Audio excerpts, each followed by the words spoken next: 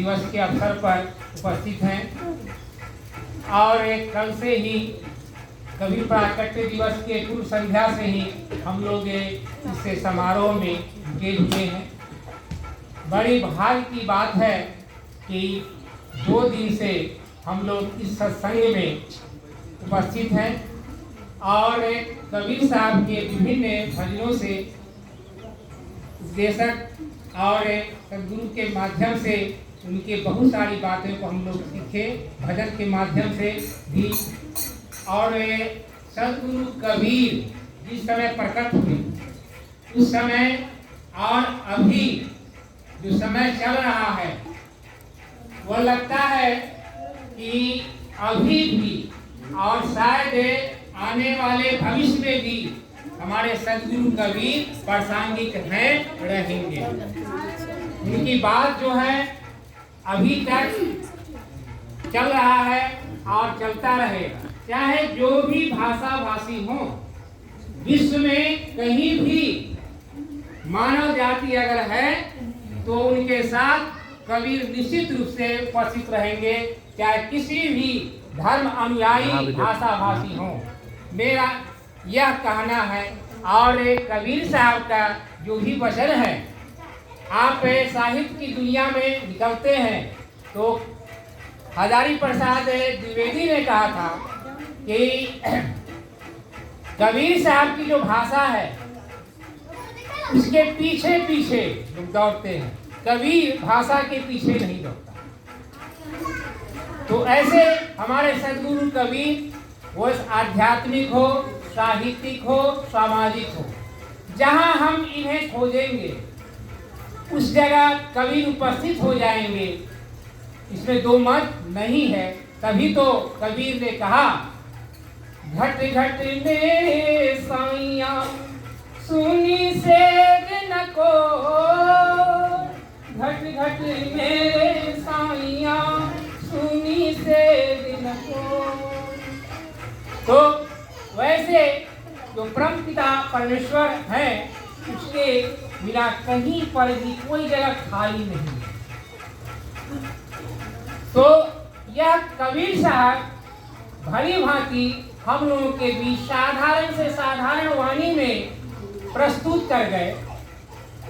चाहे जिस भाषा के अगर हम मैथिली भाषा भाषी हैं, बजका भाषा भाषी हैं, भोजपुरी भाषा भाषी हैं, मगही भाषा भाषी हैं, चाहे पंजाबी भाषा भाषी, तो कहीं न कहीं उनके ही बात उन्हीं के शब्दों में रखने वाले हमारे सदगुरु कबीर, जिसके हम लोग आज अनुयायी हैं। और उनके विचार से अगर कुछ भी उपलब्धि हमें हो जाती है तो यह मानुष जन्म का होगा, क्योंकि कबीर ने ही कहा मानुष जन्म अमोल है, मिलिनत बारंबार, तरवर जो पत्ता झरे लगन पुनर्जार।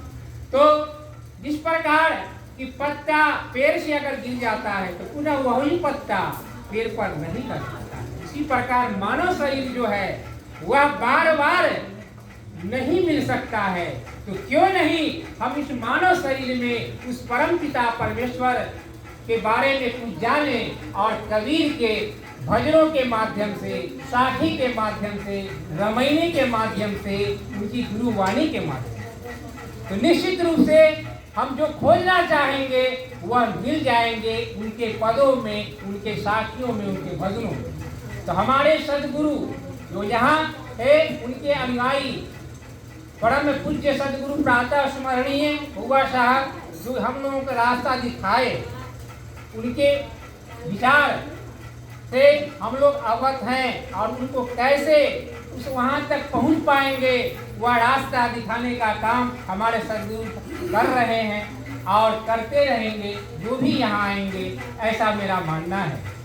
और सदगुरु कबीर साहब चाहे किसी भी जनभाषा में जाएं तो उनका पद बच्चा से बच्चा और अनपढ़ से अनपढ़ के बीच उपस्थित है, क्योंकि किसी भी मनुष्य से आप पूछ लेंगे तो कबीर के बारे में सब जानते हैं।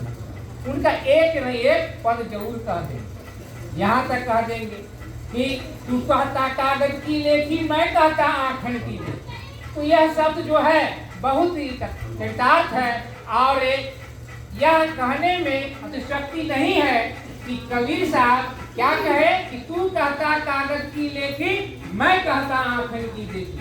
तो निश्चित रूप से लगता है कि वह जो अपनी आंख से ज्ञान से जो देखे वह निश्चित रूप से इसे मनुष्यों में आकर के मानवों को निश्चित रूप से उपदेश ढंग से देने का काम किया उन्होंने। और ऐसा कि कबीर साहब जब इस धराधाम पर पहुँचे तो उस समय बहुत सारी बातें हुई थी।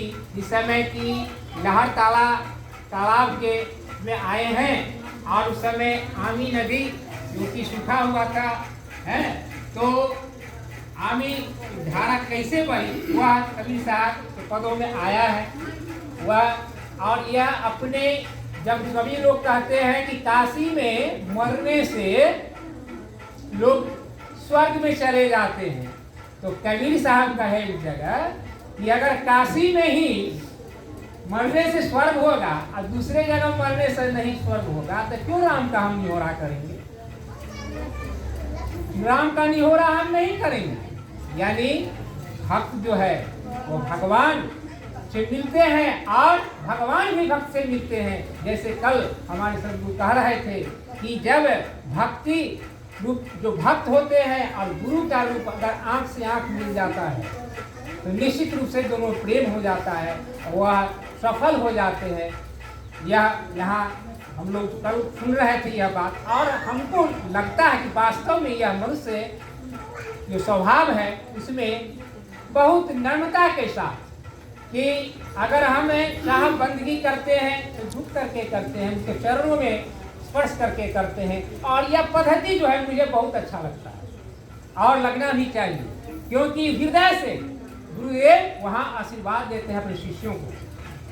तो ऐसे सदगुरु कबीर के पदों से हम लोग आह्लादित हैं और उनके वचनों के से हम लोग कुछ न कुछ अगर सीख लेते हैं है ना तो अच्छी बात होगी।